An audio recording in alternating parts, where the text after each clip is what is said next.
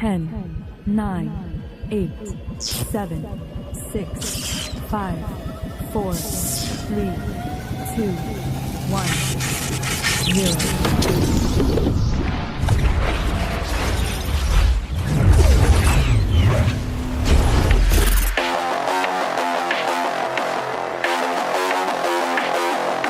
Uma produção RPG Next.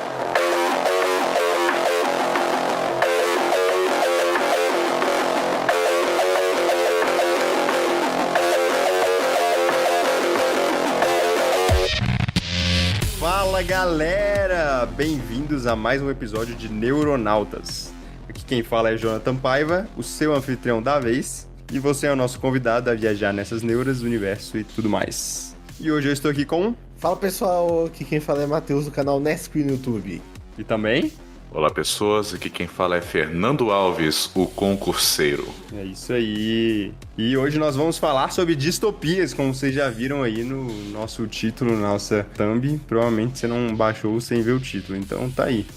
E eu ainda não peguei o jeito de fazer a entrada igual o Miguel faz. O Miguel é muito bom em ficar enrolando, falando um bando de baboseira. No mundo utópico, a gente saberia fazer a entrada, mas nós vivemos numa distopia, num mundo imperfeito. É verdade. Então vamos lá pro tema.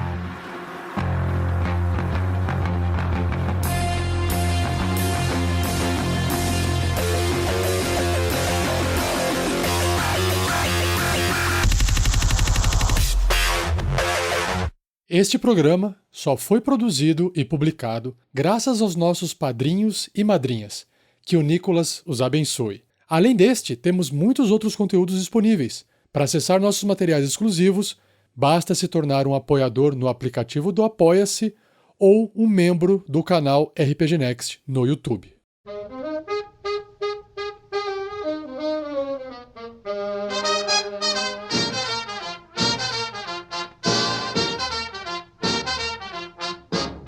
Para começar, o tema de hoje, eu acho que seria bom a gente definir o que é distopia. Isso. Acho que para definir o que é distopia, a gente tem que começar com o que é uma utopia.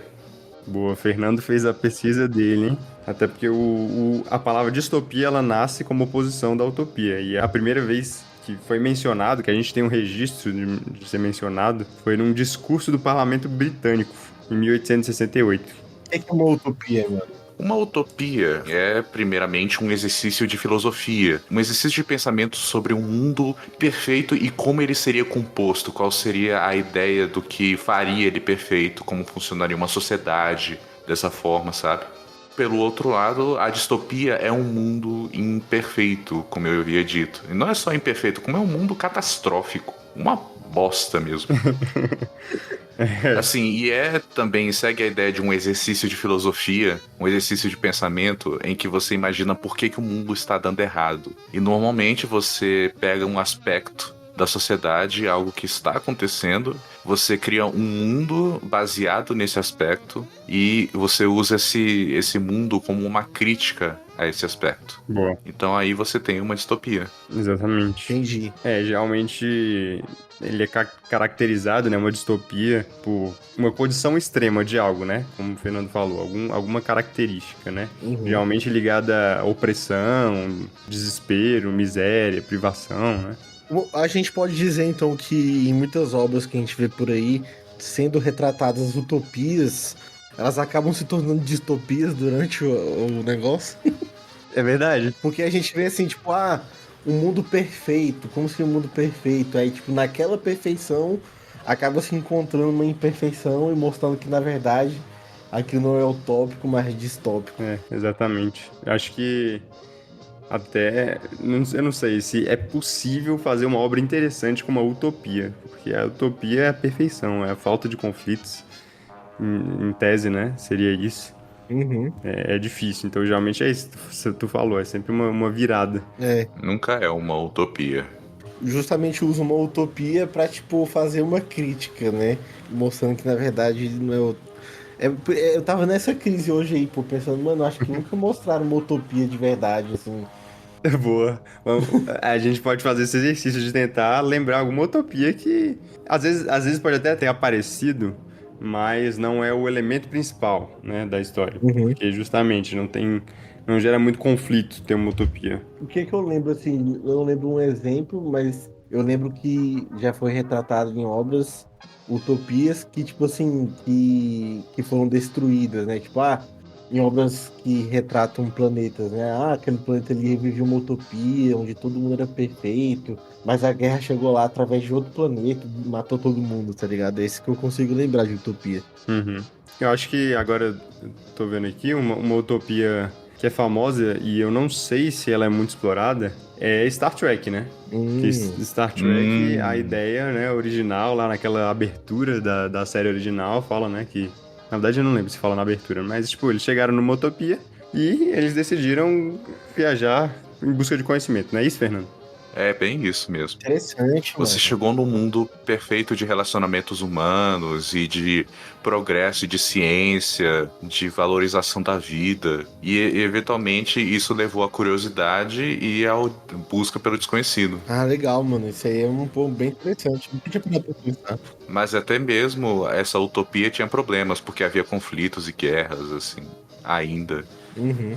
Então é praticamente impossível, né? Uma ideia de utopia. A gente pode pegar também, né? Citar alguns exemplos das utopias que são desconstruídas, que a gente descobre não ser uma utopia.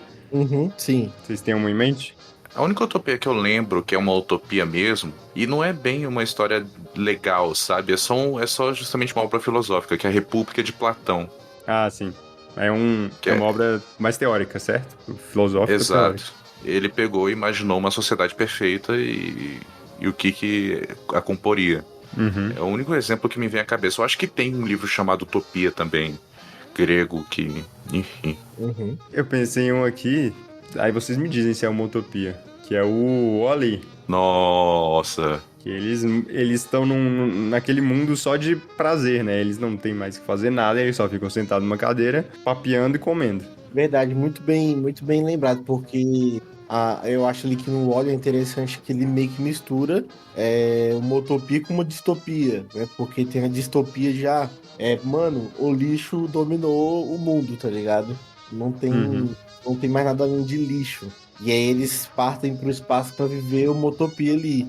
Né? Eles acabam vivendo uma utopia sem querer, né? Tipo, que eles Pois queriam é. ir pro espaço pra depois voltar, mas acabam que eles ficam confortáveis demais ali e fica, tipo, se continuasse do jeito que tava, todo mundo ia continuar vivo lá.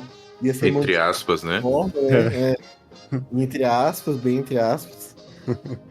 Pois é, assim, eles não precisavam nem mastigar, pra você ter noção. Vai Nem o esforço de abrir e fechar a boca. Tipo isso.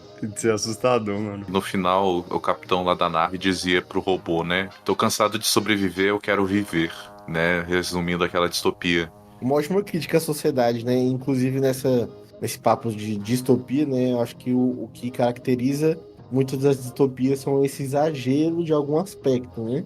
Eu acho que muitos autores aí usam a distopia para meio que mostrar pra gente um absurdo da sociedade, um absurdo das nossas vidas. É Uhum. que a gente olha pra aquela distopia ali e a gente pensa, velho, cara, que isso é absurdo, como é que eles acreditam nisso? É que a gente para olhar na nossa visão aqui de mundo e a gente consegue encontrar na nossa realidade várias desses exageros, né? Que as pessoas simplesmente não percebem ou que decidem seguir mesmo.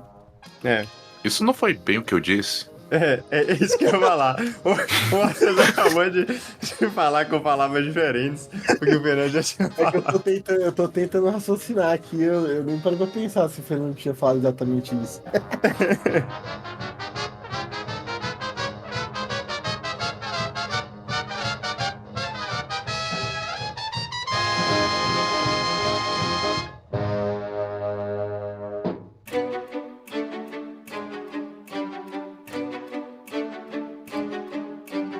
Assim, a gente pode começar pelos clássicos, né? Não sei de obras mais antigas, eu não anotei, com certeza tem. Mas as obras mais clássicas, talvez, que a gente usa pra falar de distopia. A gente pode começar falando de 1984, né?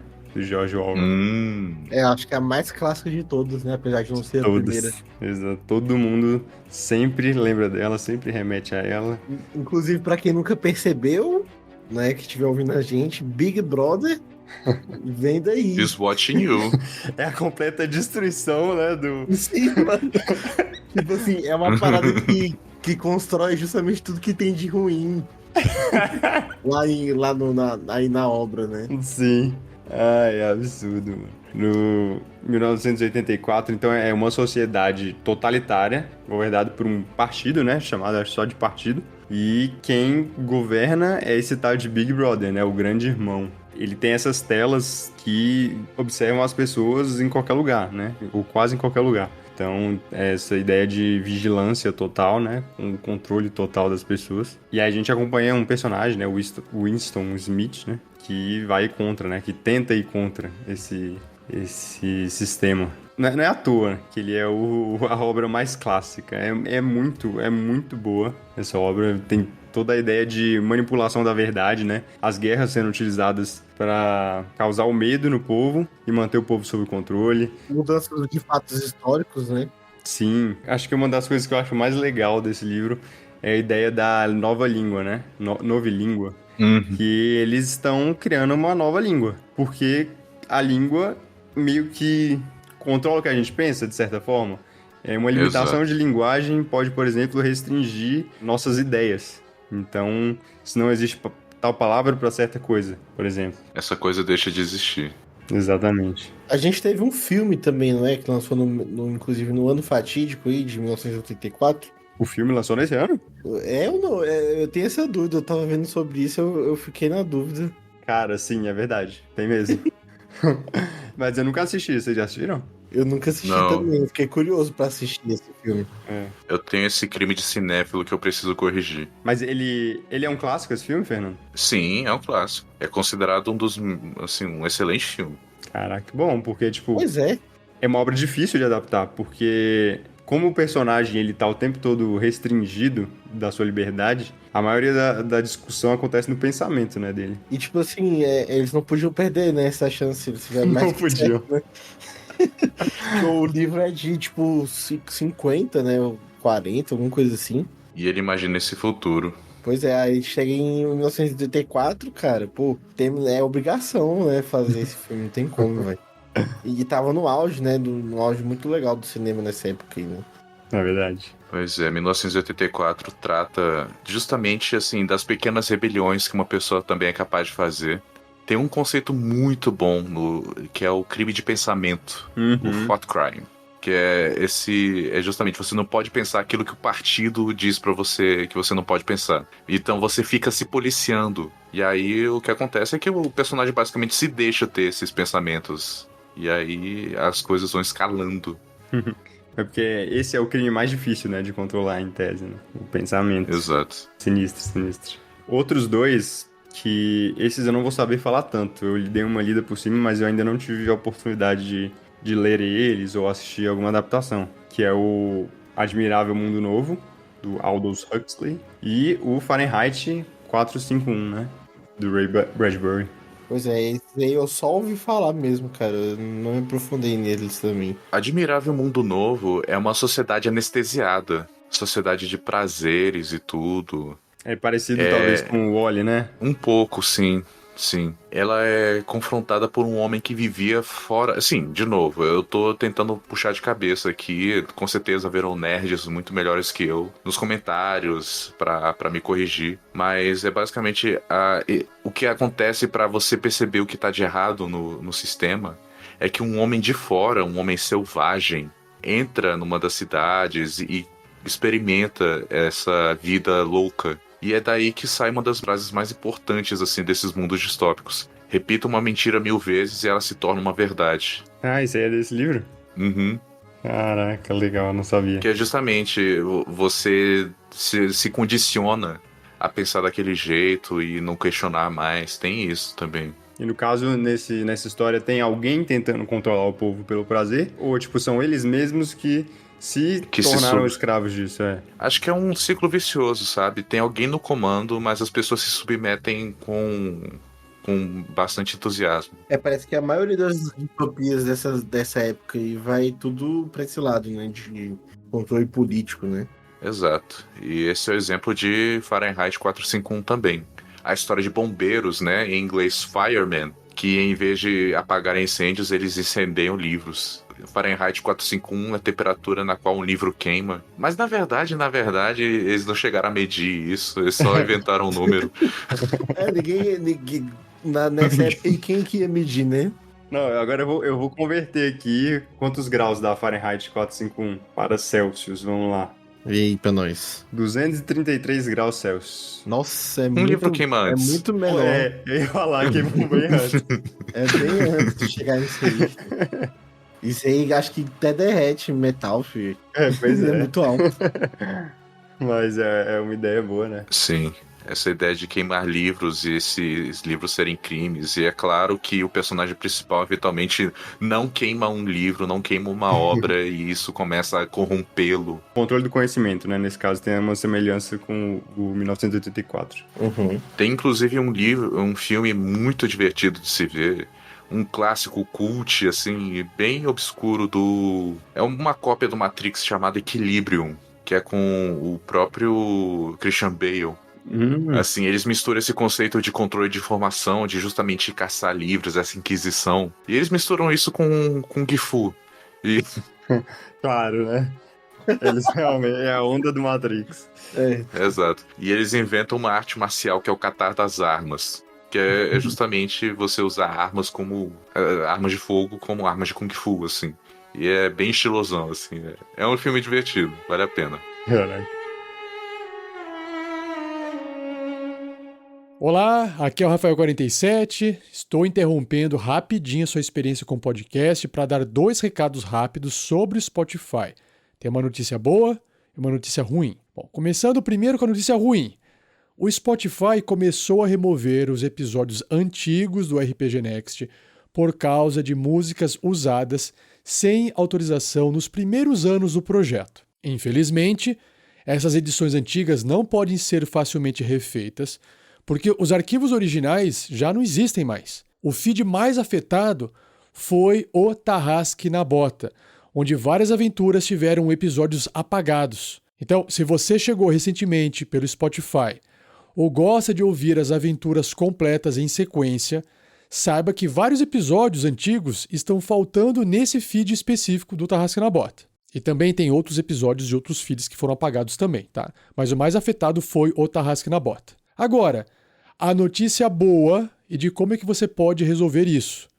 Curiosamente, o feed principal do RPG Next, que se chama RPG Next Podcast, que reúne todos os programas, não sofreu remoções até o momento dessa gravação, que é abril de 2025. Então, para ouvir as aventuras completas, sem cortes, sem interrupções, você pode assinar o feed RPG Next Podcast pelo Spotify, onde você vai encontrar todos os episódios antigos, incluindo os que foram removidos do feed separado. Só que, além do Spotify, caso no futuro ele remova também desse feed principal, os nossos programas continuam disponíveis no site oficial do rpgnext.com.br. Você pode ouvir todos os conteúdos em agregadores de podcast, por exemplo, Apple, Google Podcast e por aí vai. E no nosso canal no YouTube, porque no YouTube o pessoal não remove o programa, eles só desmonetizam, né? E por fim, a novidade para quem é apoiador no Apoia-se. Quem é assinante do RPG Next pelo apoia.se/rpgnext agora pode ouvir conteúdos exclusivos diretamente no Spotify. Antes, esses conteúdos exclusivos estavam disponíveis apenas no aplicativo do Apoia-se, obrigando você a sair do Spotify e indo para o Apoia-se, caso você é um ouvinte do Spotify, quer ouvir o episódio exclusivo, tem que ir para o Apoia-se. Agora, basta você conectar a sua conta do Apoia-se ao Spotify. Os episódios exclusivos vão aparecer com um cadeado que vai ser desbloqueado após essa integração. E como é que faz essa integração? Tem um link com instruções detalhadas que está disponível nos posts mais recentes do RPG Next. Se você tiver dificuldades em fazer essa integração, você pode escrever para a gente ali no grupo do WhatsApp, no Telegram, ou mandar um e-mail para contato@rpgnext.com.br que a gente te dá uma força. E uma coisa, se você conseguiu fazer a integração certinho, você verá cadeados em vários episódios, inclusive os episódios regulares. Isso acontece porque publicamos no Apoia-se todos os episódios, desde que a gente entrou no Apoia-se, obviamente, né? Para facilitar a audição em uma única plataforma. E, de novo, se mesmo assim você perceber que não tem algum episódio ali, pode ser que o Spotify tenha removido. Pode ser que o motivo tenha sido essa remoção que o Spotify vem fazendo de podcasts sem músicas com direitos autorais. E você já sabe a solução que eu já expliquei aqui. Agora sim, chega de recado, curta o episódio e boa diversão. Valeu, um abraço e até a próxima. Indo pro cinema, né?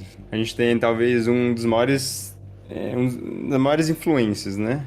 De criar um cenário distópico, que é o Blade Runner. Blade Runner, Que cara. cria essa ideia do cyberpunk, né? Sim. Não sei, não que ele crie, né? Mas ele coloca de um jeito visual que todo mundo vai seguir a partir dali. Praticamente todo mundo. Eu tinha até essa dúvida se tem alguma outra obra antes que é, tipo, que é considerada a criadora do cyberpunk ou se é Blade Runner mesmo. Cara, na literatura tem. Não sei. Blade Runner, na verdade, é baseada no livro, né? Sim. Androides sonham com ovelhas elétricas. Philip K. Dick. É um livro, inclusive, que eu tenho aqui na minha biblioteca pessoal e eu tenho que ler. Mas o Blade Runner é sobre o estudo o estudo sobre o que é ser humano. Você tem essa humanidade completamente decadente, em que as pessoas estão se expandindo para outros planetas e tudo. E...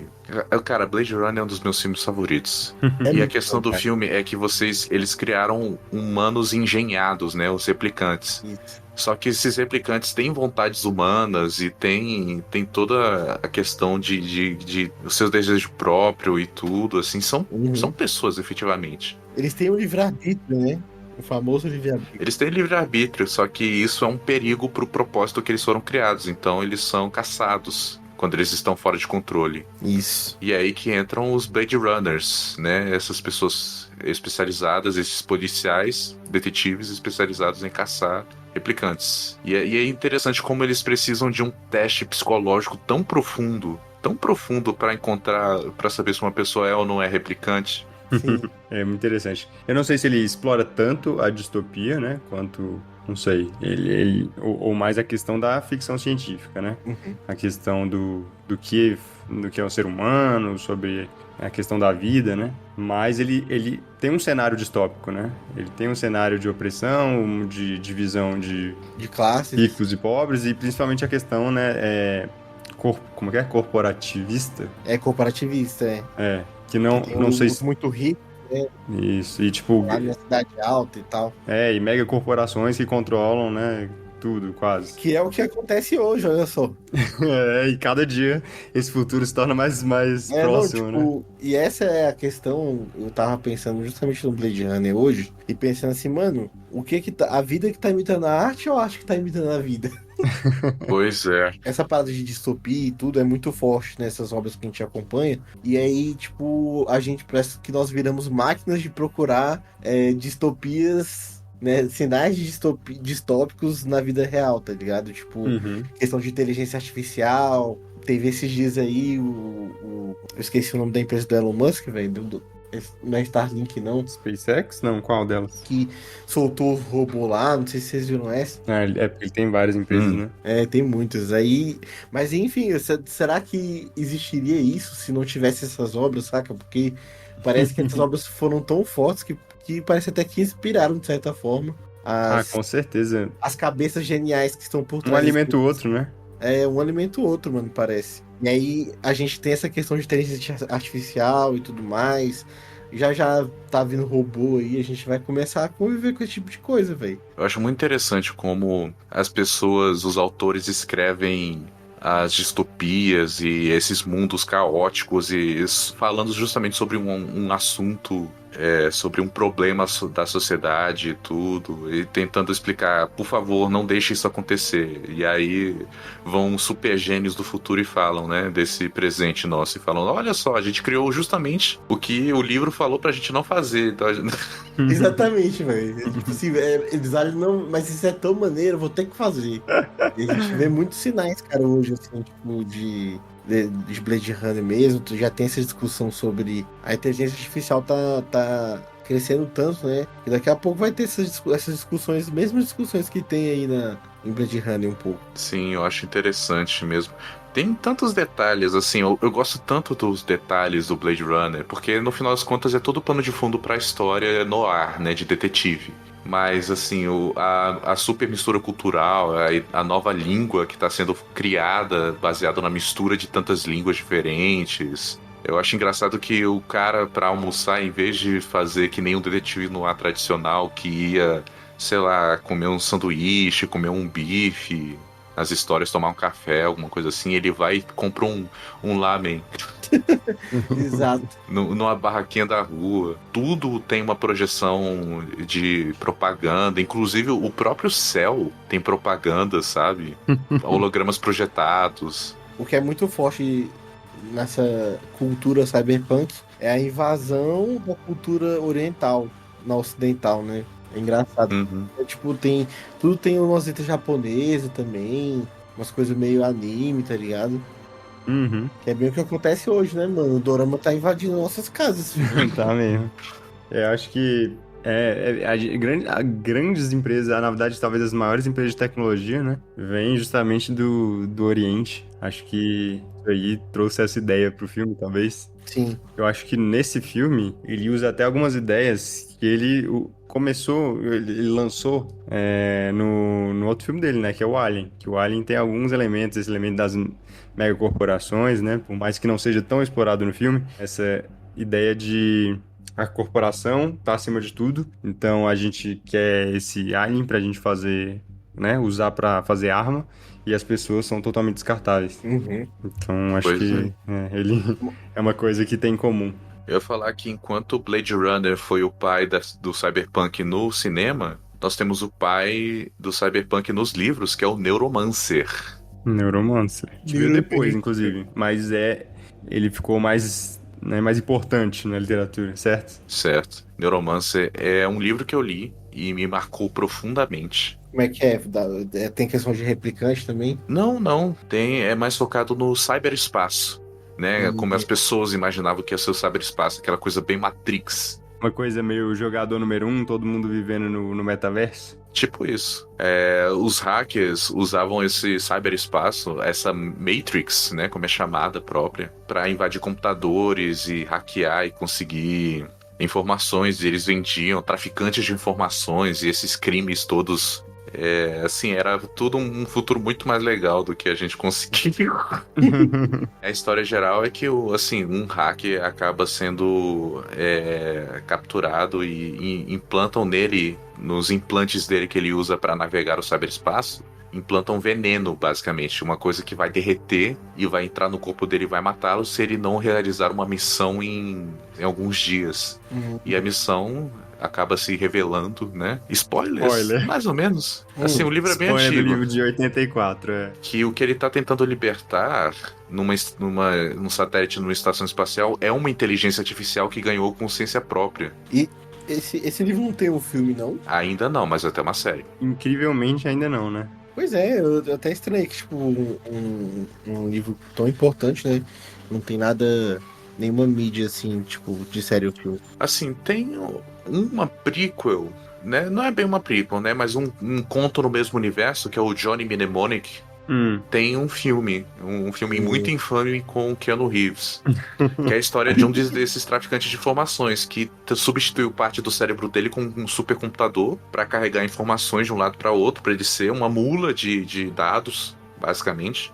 E aí ele começa a tentar descobrir quem ele já foi, alguma coisa assim. E inclusive uma das personagens, a minha personagem favorita do livro, que é a Molly, que é uma assassina com unhas que se projetam em garras. Assim, ela tem essa estreia nesse conto. Mas como tudo que é distópico, o final é pessimista e no final das contas ele consegue fugir por um tempo até ser capturado e morto, basicamente. É um conto bem curtinho, mas é bem interessante. E no filme é assim também. No filme é um pouco diferente. O filme, na verdade, tem bastante diferenças. O filme é um artefato dos anos 90. Tá aí uma coisa interessante que você falou, Fernando. a grande maioria das obras que falam sobre distopia tem um final infeliz, né? Exato. Como uma boa crítica, tem um final onde as coisas não acabam bem. Podem até parecer, em certo sentido, que acabaram bem, mas não acabaram, É né? verdade, isso é um aspecto bem presente.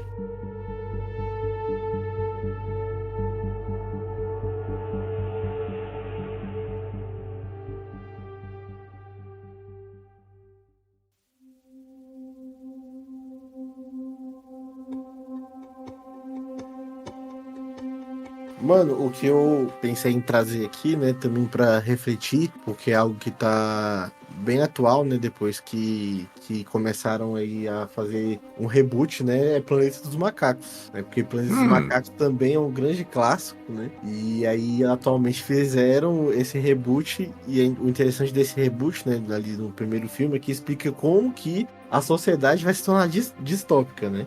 E em contraponto com o filme clássico mesmo, né? O primeiro a gente acompanha ali a jornada dos astronautas que chegam ali que supostamente chegam num planeta desconhecido. E é bem interessante como ele vai construindo toda a temática ali de estar em outro planeta, sobrevivência e tudo mais. De repente eles veem um monte de homem das cavernas.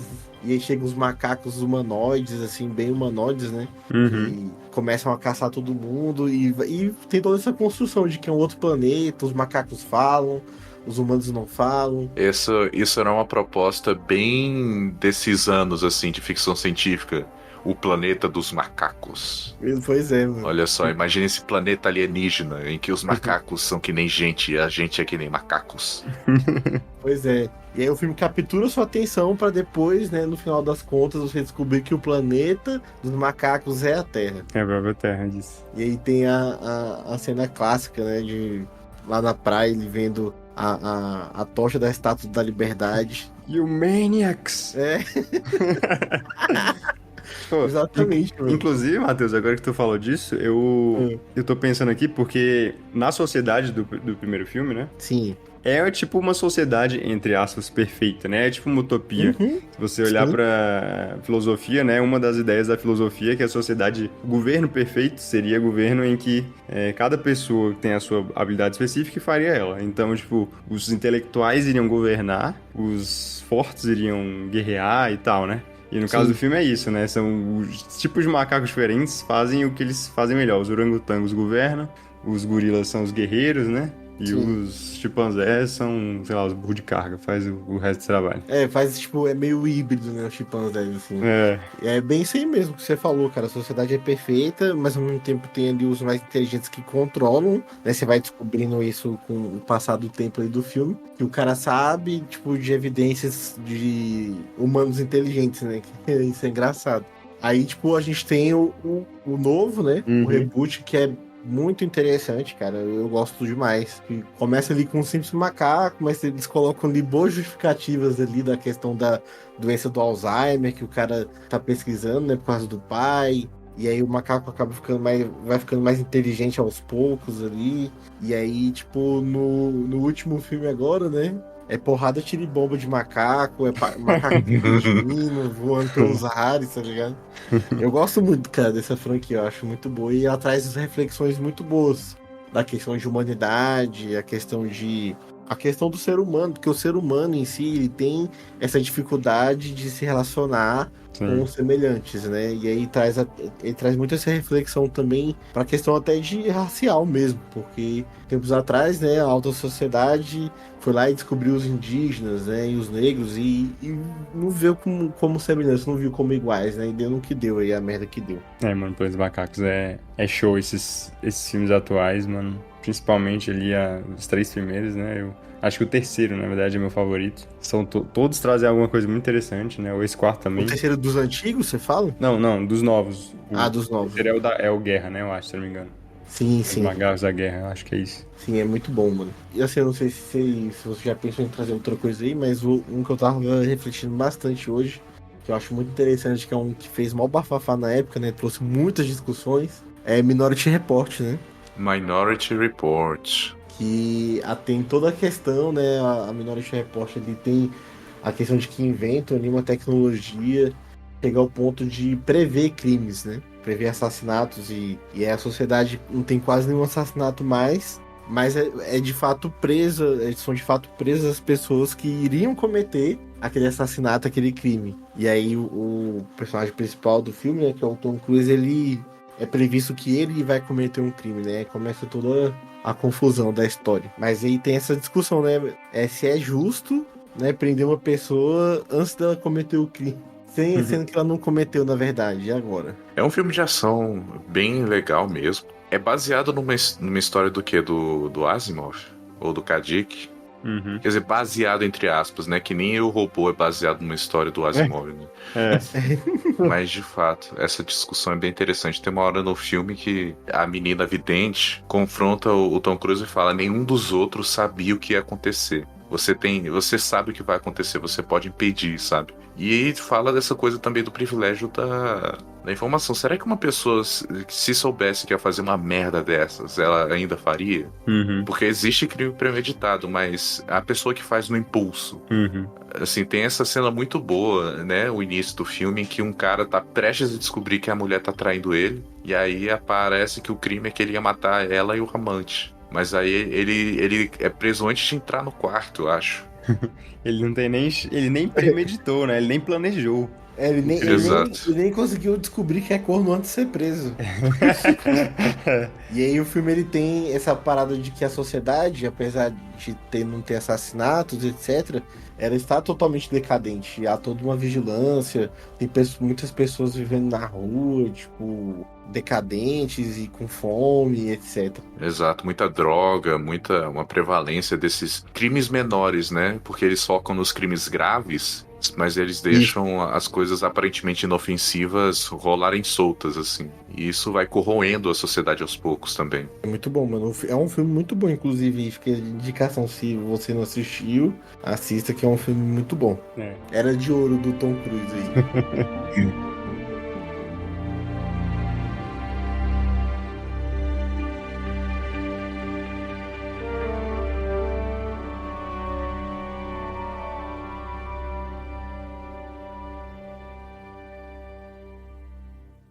Oi, pessoal. Aqui é o Miguel, tá eu e aqui o Jonathan. E vamos dar uma pequena pausa no seu podcast para avisos e leitura de comentários, e-mails e feedback de vocês.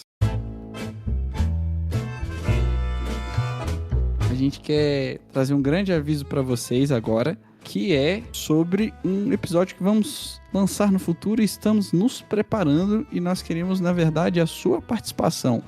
Isso mesmo, você que é ouvinte, ou amigo nosso, ou de alguma forma caiu aqui, está conhecendo a gente agora, você tem a chance de participar desse próximo episódio, não o próximo que vai ser lançado, mas esse que estaremos fazendo, que é um episódio temático muito especial, que é o nosso querido Derrotas Amorosas. Né, Jonathan? Como é que funciona o Derrotas Amorosas?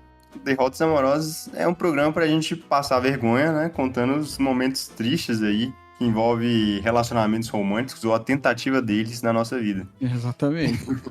Como já gravamos vários episódios, era um dos nossos favoritos aí do feed antigo, né? O pessoal mais gostava, eu acho que era o que mais tinha viu. Sim, era sim. Só que nossas histórias próprias, já contamos grande parte delas lá. E agora a gente precisa da ajuda de vocês pra a gente contar mais histórias de derrota. É verdade.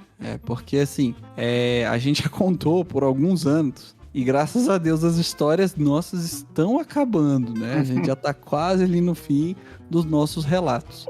E apesar de serem histórias aí derrotas, né? Na verdade elas são muito engraçadas. E a gente queria também dar essa oportunidade para vocês compartilharem. Episódios passados, alguns amigos, ouvintes já participaram e a gente quer estender mais ainda nesse próximo episódio.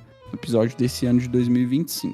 Então, como que você pode participar, né? Se você tem um relato que você quer compartilhar e você quer fazer parte dessa... É uma nação, na verdade, né? Um grande grupo aí dessa tribo que compartilha de derrotas amorosas e gosta de rir para não chorar. Entre em contato. Quais são os nossos contatos, meu querido Jonathan? O nosso e-mail é neuronautasoficial@gmail.com. O ideal é você mandar por lá. Os padrinhos do RPG Next conseguem encontrar a gente também nos grupos. Então, só procura lá, Miguel, Jonathan, Fernando ou Matheus. Exato. E também uma outra opção é você ir no Instagram do Neuronautas, né? Também possível. Melhor no Neuronautas do que no RPG Next, porque a gente centraliza, né? Não fica misturando com todos os outros assuntos do RPG Next. Mas, se você puder, manda para o e-mail, que é melhor. Boa. E aí pode ser só o seu relato. A gente vai ler, vai compartilhar, né? Se você quiser que a gente evite nomes, a gente também pode fazer isso, sem problema. A gente renomeia todo mundo, corta as partes ali que você não quer que a gente mencione. E a gente vai transformar isso num relato bem humorado aí e compartilhar com a nossa querida comunidade. Para você que quer ver como é que isso aconteceu e se você tem interesse, tá a fim de dar risada, nos anos passados, né, que a gente fez, antes de fazermos partes aqui do RPG Next, a gente lançou lá no feed do Neuronautas antigo. Então você pode pesquisar em Neuronautas Podcast no Spotify. Tem no YouTube também, viu? Se quiser, tem no YouTube. Todas as plataformas eu acho que tem de áudio, a maioria, pelo menos. É só pesquisar, né? Neuronautas Podcast. Você vai achar lá a nossa logozinha com o cérebro. Derrotas amorosas, facinho de achar. Pronto, aí vai em cima. Isso. São episódios muito legais, de verdade, muito engraçados, assim, que o pessoal já deu muitos relatos, chora de rir. Então vão lá e essa é a oportunidade, né? De você estar com a gente. Isso aí. E agora, vamos para algumas mensagens que recebemos nas nossas redes, nas nossas plataformas. Tá com elas aí abertas, Miguel? Claro que eu tô com aqui aberto. Você acha que eu sou um despreparado? Vamos lá. A primeira comentário aqui, né, relato que a gente quer ler aqui é do Allen Araújo. Pô, nome legal. E ele comentou aqui no nosso episódio de Neuronautas Recomenda Sistemas e Cenários de RPG. Aí ele falou assim, caramba, ninguém falou do Tagmar, kkk. Cara, desculpa, não sei o que é Tagmar. Eu tava esperando que você soubesse, Miguel, mas já que você não sabe, eu vim aqui correndo pesquisar. Ó, Tagmar é um RPG brasileiro criado em 91. Maneiro, hein? Primeiro RPG totalmente desenvolvido no Brasil. Aí. Pô, maneiro, não conhecia. Fica pra gente testar. Sabe quem deve conhecer? É o Fernando, né? Fernando. Fernando deve conhecer e não tá aqui. Ô, vacilo. Ô, Allen, desculpa, mano. A gente acabou falando nesse episódio sobre sistemas que a gente jogou pra conhecer, assim, que eram diferentes. Mas a gente não conhecia esse Tagmar. Talvez o Fernando conheça, porque ele conhece muitos sistemas. Mas eu mesmo nunca tinha ouvido falar. Não sabia que tinha sistema. Depois a gente vai procurar pra conhecer e a gente pode trazer aqui, né? O que a gente achou, jogar uma one shot. Se a gente falar isso, o Fernando marca semana que vem, né? Ainda bem que ele não tá aqui nesse momento. Vamos organizar. De repente você pode também falar pra gente aí como é que joga, o que você gosta do sistema. Parece bem maneiro, pelo menos as ilustrações aqui. E parece que tem muito livro. Será que ele é atualizado até hoje? Vamos ver o site aqui, oficial. Nossa, site bem antigão mesmo. E é gratuito, ó. Que beleza. Cara, que legal, velho. Mais de 30 livros em PDF e tudo gratuito, cara. Aí, Pô, mano. que legal. Fica a recomendação, galera. Tá tendo até o financiamento agora, olha. Edição especial aqui, ó. Financiado em menos de 9 horas. Já foi. Que isso. Já tá quase no dobro. Tem mais 56 dias. Aí, galera, fica também pra vocês. Tem o cartaz aqui do Tagmar. Edição especial de colecionador. Deve vir com tudo, né? Livro de regras. Primeiro RPG brasileiro de volta em uma edição especial e sem fins lucrativos. Pô, maneiro isso aqui, hein? Acho que eu vou apoiar. Maneiro demais. Eita, mas é R$220 pra apoiar, pô? É porque tu viu o tanto de livro que vem? 7 livros. Justo. Bom, vou testar primeiro. Tem 56 dias a partir de hoje. Eu vou dar uma jogada. Mas, pô, o RPG brasileiro parece estar muito bonito. Tem até espada, mano. Ganha até espada. Ih, agora tu vai querer, né? Pô, agora eu vou querer, mano. E agora tá comprando espada. Depois eu vou relatar isso aí. Como convencer sua esposa a deixar você comprar uma espada. Bora pro comentário, senão a gente não sai daqui. Tudo bem. Comentário muito bom aqui. Trouxe uma coisa inesperada. O outro comentário aqui é do nosso episódio 2. O que você prefere? Mais um desse episódio aqui. Do Juan Lucas, nosso amigo aí, conhecemos. Já participou até de episódios antigos. Sim. E ele fala... Que episódio top. Matheus pensa bem. Se escolher 100 anos no passado, você não conhecerá o final de One Piece. A alergia a glúten é pior. Tudo que tem trigo tem glúten. Ele tá falando porque é o episódio de o que você prefere, né? E tinha essas questões mesmo. Tipo, é melhor ir 100 anos no passado ou 100 anos no futuro? Aí ele fala, prefiro ler a mente dos outros. Que era um dos poderes, né? Ia passar em todos os concursos e como advogado seria uma vantagem sinistra. Eu prefiro ficar sem videogame, RPG é top. Olha, Essa era uma questão, né? Ficar sem videogame pra sempre ou sem RPG. Acho que era isso. era isso mesmo. Era sem nenhum tipo de videogame. Tipo, nem computador, nem PlayStation, nada. Tipo, console, nada. Ele falou que prefere ficar sem... Eu acho que também, mano. Eu também. Se bem que o Baldur's Gate veio dificultar muito isso aí, mas, né? Acho que sim. Ele falou de ir pro passado, né? Eu lembro que eu falei do passado. Eu e o Fernando falamos do passado. Ah, não. Na verdade, é isso. Eu e o Fernando queremos ir pro futuro e você Isso, e o Matheus eu e queriam ficar no Matheus. passado. Exatamente. E ele concordou comigo e com o Fernando de que no passado não dá pra saber do One Piece. É, isso aí, ele teve um ponto agora. Se pá no futuro também não, né? A gente não sabe. É Vai verdade. saber, né? No passado, eu que ia criar One Piece, mano. Ia fingir que era o criador, velho. Eu ia refazer todo o One Piece. Caraca, e tu ia ficar rico, é verdade, né? Não é? É igual aquele filme dos Beatles, que o cara vai parar Volta. no mundo onde não existe nos Beatles, Aham. e aí ele recria todas as músicas. Sim. Muito bom. É verdade, gente. Tu parou pra pensar nisso. Boa. Valeu aí, é o último comentário. Último comentário no nosso primeiro episódio. Derrotas no RPG. Tamo vendo que a gente tem muita derrota, né? Juan Lucas também. KKK, o Miguel não conta que a rainha era otária. Derrotas em RPG dá uma série. KKK, o que não falta são derrotas. Eu lembro disso aqui que ele falou que a gente perdeu uma campanha. Eu tava contando que a gente perdeu uma campanha de RPG.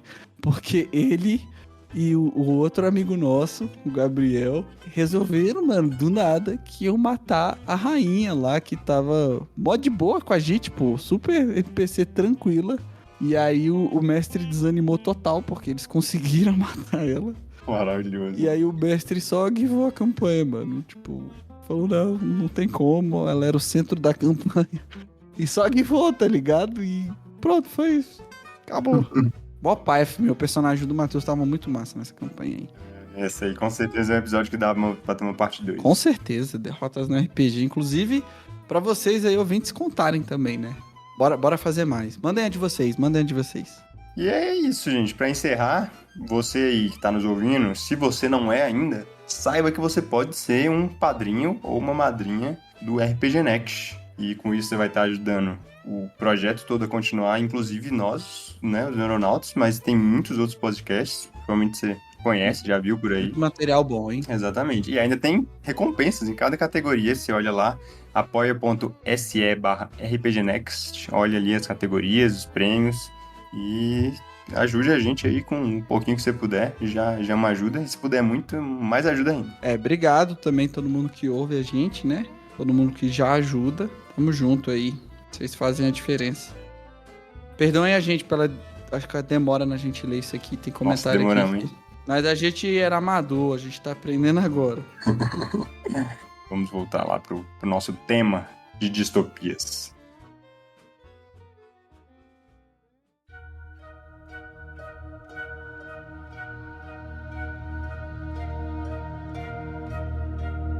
Eu pensei agora em abrir uma categoria especial aqui, que é um estilo de filme, de livro, que foi talvez inaugurado, eu acho que é o que mais influenciou, que foi o Battle Royale, que influenciou toda essa categoria de Battle Royales. Que Battle Royale começou com um livro, né? Um livro japonês.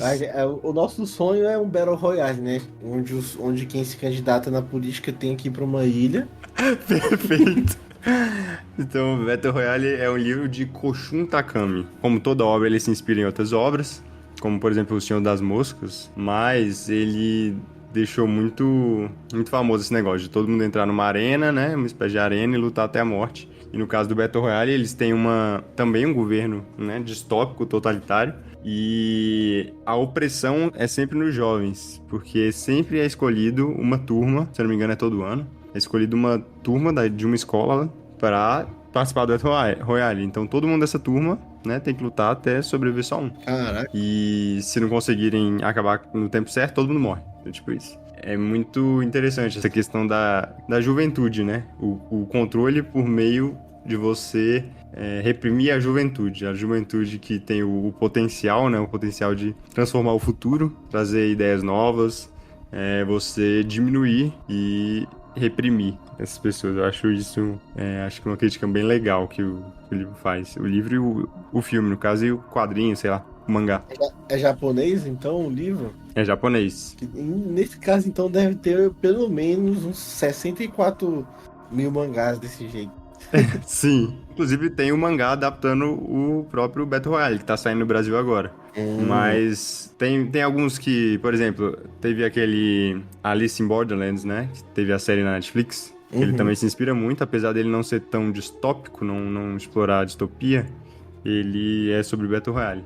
Mas aí a gente tem ele influenciando a criação de outras obras, como os Jogos Vorazes, né? Sim. Os jogos de Battle Royale, que a gente tem muito hoje. Muitos. Tem um muito legal também, que vai ter um remake ano que vem, que é o The Running Man, o Sobrevivente, Sim. que é baseado num conto do Stephen King. E vai ser adaptado no ano que vem novamente pelo meu querido Edgar Wright. Nossa, que perfeito. Uma dúvida aqui, o Stephen King, ele ainda escreve contos? O cara não para de trabalhar. Mano, o cara, ele tem compulsão. Ele vive na própria distopia dele, onde ele é obrigado a... Porque, tipo assim, todo mês eu escuto, mano, vai ser adaptado um conto do Stephen King, tá ligado? Cara, muito bom. Eu acho que a gente tem que fazer uma estatística de quantas adaptações de Stephen King tem por ano. Porque é muita coisa, mano. Todo mês tem uma. É muita coisa, né? E tipo assim, e todos, por mais que tenha algum filme ruim, todas as ideias que ele tem são muito boas, né? Exato. As ideias são sempre interessantes, né? A execução pode ser péssima, principalmente na multidão de adaptações, né? Poucas vão realmente ser boas, mas sempre tem uma ideia interessante, né? Mas esse novo conto aí que você falou que vai ter adaptação é de Battle Royale mesmo. É mais ou menos um Battle Royale, né? Ele é um pouco diferente. No caso, tipo, é uma sociedade também distópica, controlada muito pela mídia. E aí eles fazem esse jogo, né? O The Running Man. Que ele bota algumas pessoas nesse jogo. E as pessoas têm que sobreviver. Elas não têm que batalhar entre si necessariamente. Mas elas têm que sobreviver. Vão ter outros caras tentando matar eles, né? Os caçadores. Caçadores de recompensa, caçadores. Isso. Talvez Stephen King assistiu o Squid Game e pensou, Talvez, não, mas é mais antigo, bem mais antigo. O negócio é muito antigo. Ah, então tá bom. A primeira adaptação é dos anos 80, que é com o Arnold Schwarzenegger, né? Como filme... Sim, mano, eu tava lembrando desse filme agora, velho. Tá lembrando? O Sobrevivente. Que eles usam uma roupa ridícula lá no jogo. Sim, eles usam uma roupa ridícula. Tem altas mortes, tipo, cabulosas nesse filme. Esse filme é divertido. Novinho? O filme é divertido. O Arnold, mano, nesse filme. No comecinho da carreira, eu acho, não é? Sim, ele tá bem novo. E é interessante, assim, o filme, apesar de ser bem galhofa e adaptar mais a ideia do que a própria história, ele ainda tem vários detalhes que adaptam o espírito do livro, que é o fato da mídia controlar bastante coisa, de que no meio dos jogos violentos tem um bando de propaganda e as velhinhas ganhando prêmio. Assim, eles pegaram, inclusive, o apresentador de um dos game shows dos Estados Unidos, né? Não lembro qual agora, se era The Price is Right ou Jeopardy. Ele que faz o apresentador do filme? Que faz o apresentador, isso. Caraca, legal. E acho que isso aí é muito atual, né? A mídia, o controle da mídia. Ainda mais na nossa era de fake news. Parece que cada dia mais, né?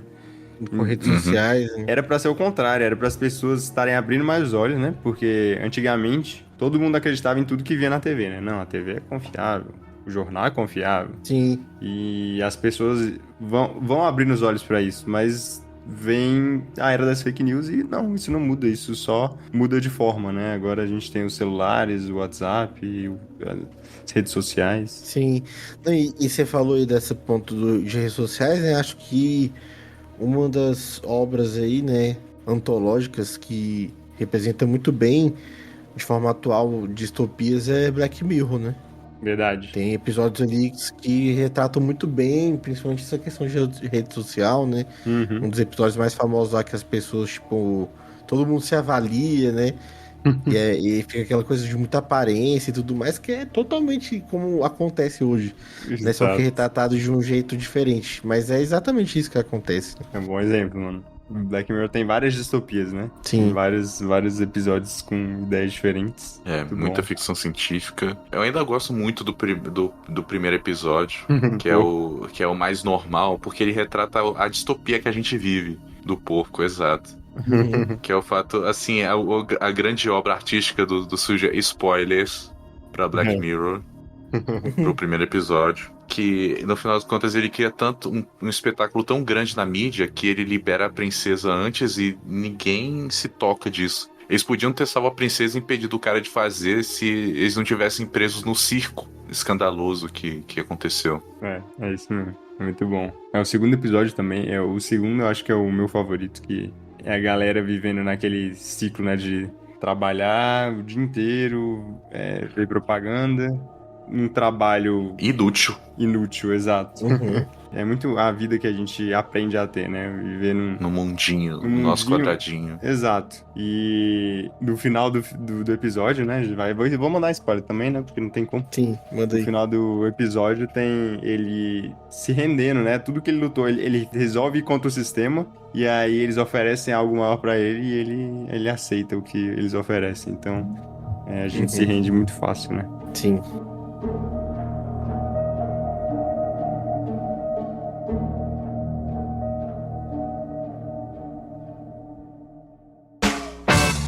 Eu tenho mais uma categoria pra trazer aqui.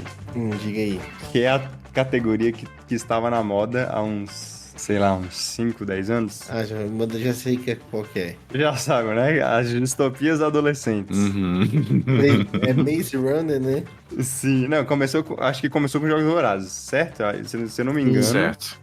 Começou com isso aí, e aí veio, mano, todos os livros de distopia adolescente sendo adaptado, o Maze Runner, Divergente. Divergente é o mais engraçado, cara. Porque ele pega literalmente o nome do estereótipo, né? Essa pessoa é diferente, ela é divergente. Ela não se encaixa. E Divergente não sobreviveu, né? Não sobreviveu até o fim da modinha, porque ele não conseguiu, né, ser totalmente adaptado. Mas e aí a gente teve esse ano Mano, o último peido de misericórdia. Sim. Que foi o Uglies. O Feios que o Matheus teve a chance de assistir. Nossa, aí. meu Deus, cara, não assista esse filme. Tem muito filme melhor pra vocês verem, cara. É feio, mano. Esse filme é feio. Não, os efeitos são feios, as pessoas são feias. É impressionante, cara. Assim, parece que a pessoa teve preguiça, cara, de fazer. O final, então, se você quiser assistir um filme assim pra zoar, você assistir com uma galera assim pra zoar, aí vale a pena. Agora tu assistir esse filme, não leve a sério, mano, que meu Deus. São todos parecidos, né? Todos têm romancezinho. Qual é o nome daquele lá, que é da Stephanie Meyer também? Que era dos ETs. Que é um ETzinho que era uma aranhazinha que entrava na nuca da pessoa e ela se tornava uma pessoa excelente. A Hospedeira, não é? A Hospedeira, exato. Caraca, teve um filme, né? Teve um filme disso. Teve um filme também. Caraca, eu não assisti. Eu nem sei qual que é, mano. Rapaz. Mano, teve isso mesmo, bem lembrado. E é claro que tem um triângulozinho amoroso da pessoa em aranha. Mano, é a melhor ideia que esse filme tem. Que, tipo assim, são duas consciências da mesma pessoa. Tem a pessoa original e o alienígenazinho, a aranha floco de neve. Aí o floquinho de neve se apaixona por um adolescente sarado, por um homem sarado, não sei o quê. E a pessoa original se apaixona por outro. Caraca, velho. Ai. Muito bom. Ou não, né? Muito ruim. E qual que é a distopia mais cansada de todos os tempos? Mais cansada? Apocalipse Zumbi, mano. É porque Apocalipse Zumbi, na verdade, você pode criar distopias dentro do Apocalipse Zumbi, né? Sim, né? Não sei se eu consideraria o apocalipse em si, ou os zumbis, sendo uma distopia, né? É verdade. Pois é, porque já entra em outro tema, que é o pós-apocalipse. O negócio é que o pós-apocalipse pode ter distopias. É verdade. Pode ser um gatilho, né, para que uma distopia surja. Só faltou o Matheus trazer uma aqui. Eu? Pô, uma das obras favoritas do Matheus, cheia de distopias, e o Matheus não trouxe. Ai, mano, agora eu não sei qual que é. Até eu tô curioso agora. O que é que eu vou falar? O One Piece, ué. O One Piece é cheio de distopias. Cada ilha é uma distopia diferente. O Oda, ele parece uma esponja. Sim. E aí, tipo, ele solta tudo lá e tem utopia, distopia, tem tudo que você quiser. E na mesma obra ele consegue criticar todos os tipos, né? Da mesma ele já critica todos os tipos. Tem cidade flutuante, tem cidade submarina, tem ditadores, tem pessoas enganadas, tem Racismo. controle de mídia, tem racismo. Então a moral da história desse episódio é assistir One Piece mesmo, é verdade. Foi tudo uma enganação pra vocês assistirem One Piece. Não, eu gosto demais. Eu acho que a lição final que a gente tem que tirar das utopias e das distopias é que mundo perfeito não existe, mas a utopia não existe, mas vale a pena lutar por ela, sempre, sabe? E a parada é que se você tá vivo, você luta. Uhum. É o único jeito de você conseguir um mínimo de justiça é você cobrar essa justiça. Vocês devem ter notado que hoje, né, a gente tá faltando o nosso anfitrião regular. Quem acompanha Neuronautas sabe que o Miguel é o nosso anfitrião, não tá aqui, mas ele não podia deixar de dar uma palavrinha, porque ele gosta de falar, como vocês também sabem, se vocês acompanham o Neuronautas. E ele mandou aqui um áudio pra falar um pouco sobre distopias. Roda aí esse áudio. E aí, pessoal? Peço perdão a você, nosso querido ouvinte, porque eu não pude estar presente no dia da gravação. Tivemos imprevistos, mas por amor a vocês e aos meus queridos companheiros aqui, queria gravar a minha opinião sobre esse tema, né? E colocar aqui os meus 15 centavos de contribuição para esse papo aí, que eu tenho certeza que foi muito legal e que está sendo muito maneiro. Vamos lá. Para mim, isso aqui é a minha opinião, mas para mim, distopias, né? Elas precisam ter 2 pontos principais para elas fazerem sentido e para me atraírem, né? Assim, para eu realmente gostar daquilo. Elas precisam ser interessantes e fazer a gente refletir, né? E para isso eu acredito que ela tem que ser crível e passar uma mensagem. Então, quando eu digo assim que ela tem que ser interessante, é no sentido de que ela tem que ser crível. Eu acho que a distopia ela vem para isso, né? Ela vem para fazer as pessoas refletirem, passar uma mensagem e para que essa mensagem seja veiculada de forma correta ou pelo menos efetiva, quem está ali consumindo ela precisa realmente acreditar naquilo. Então vamos supor que a gente está falando de uma distopia onde, sei lá, no futuro o mundo abusou da tecnologia nuclear, das bombas nucleares, sei lá o que, ferrou o planeta, né? E aí a gente vê algo nesse sentido no futuro. É crível, né? Acho que hoje a gente podendo olhar o mundo hoje e pensar, dá pra ver um caminho da nossa situação atual até chegar nesse momento de, cara, abuso de coisas nucleares e bombas e que deu merda, explodiu tudo e guerra e a natureza foi pro ralo e a gente se ferrou. Então acho que isso é uma coisa crível, né? Dá pra gente ver isso hoje. Um mundo das máquinas, que a gente tem também exemplos, né? A humanidade criou máquinas, androides, e eles foram se aperfeiçoando até um ponto em que eles criaram consciência e, sei lá, se revoltaram. Apesar disso ser um pouco mais distante do que a questão nuclear, você também consegue, né? Pelo menos eu consigo ver uma linha, e isso pode ser crível, dá pra acreditar e ver isso acontecendo, né? Dadas, sei lá, algumas condições que sejam seguidas.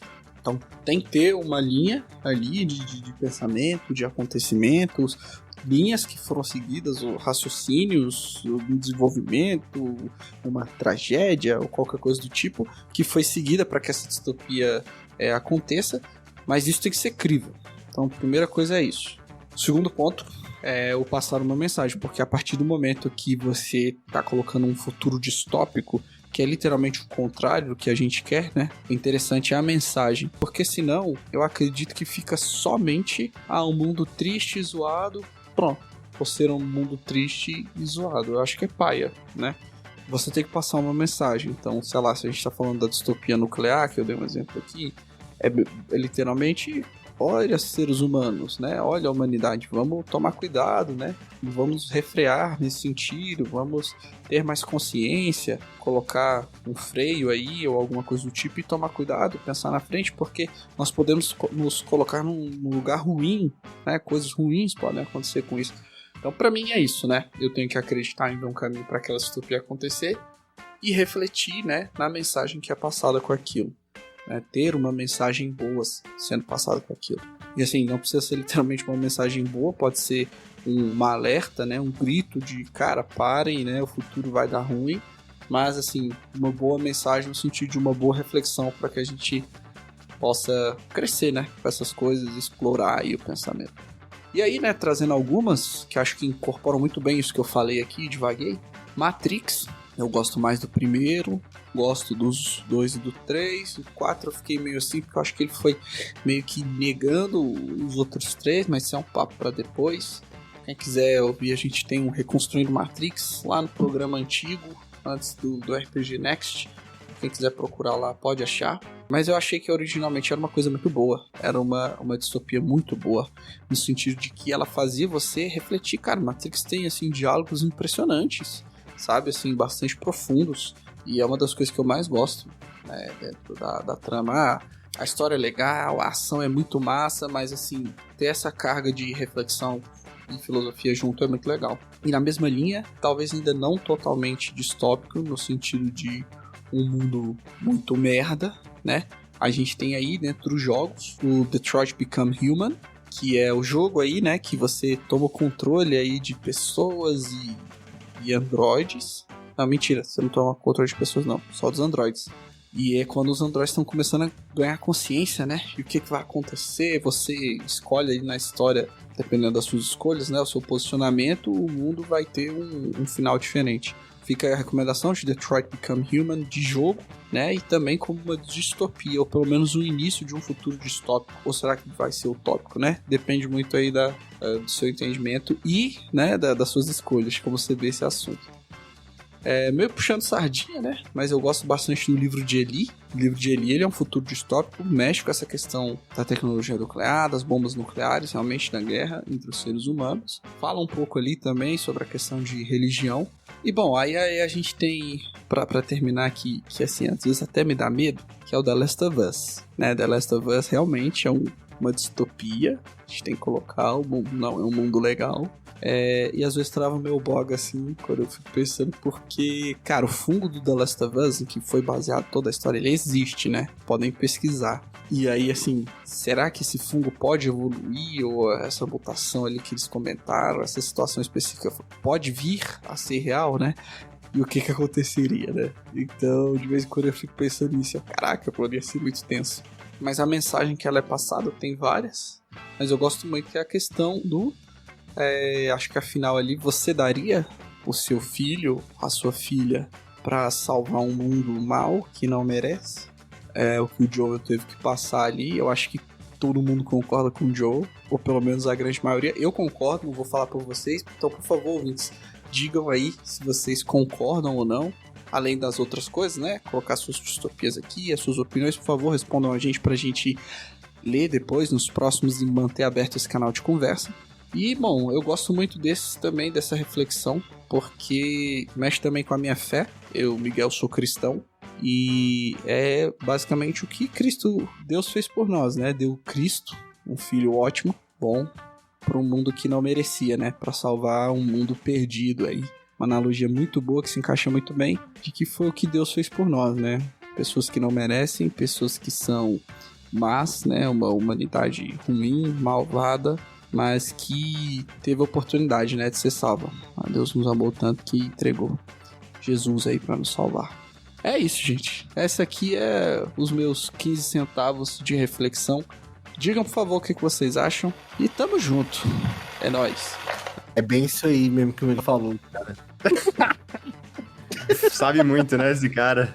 Nossa, sabedoria desbalanceada. Não, eu tô aqui, eu não vou mentir não, que eu acho que eu até arrepiei. Não preciso nem falar mais nada.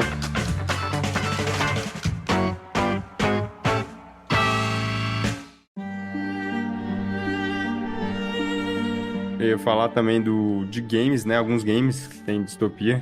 A gente pode falar, claro, obviamente, do Cyberpunk 2077. Que foi uma distopia lançada e tal. Ai, mano, esse jogo... Esse jogo é uma mistura de alegria e tristeza ao mesmo tempo. A criação do jogo foi uma distopia, né, mano? Mas assim, graças a isso também tem um ótimo anime que é o Cyberpunk também. O Edge Runners. Vocês assistiram, né? É muito bom, cara, é excelente. Ele tem tudo isso aí que a gente conversou aqui hoje, ele tem. Legal. Inclusive, Cyberpunk é baseado num RPG, num sistema de RPG, então What? fica aí a dica pra quem...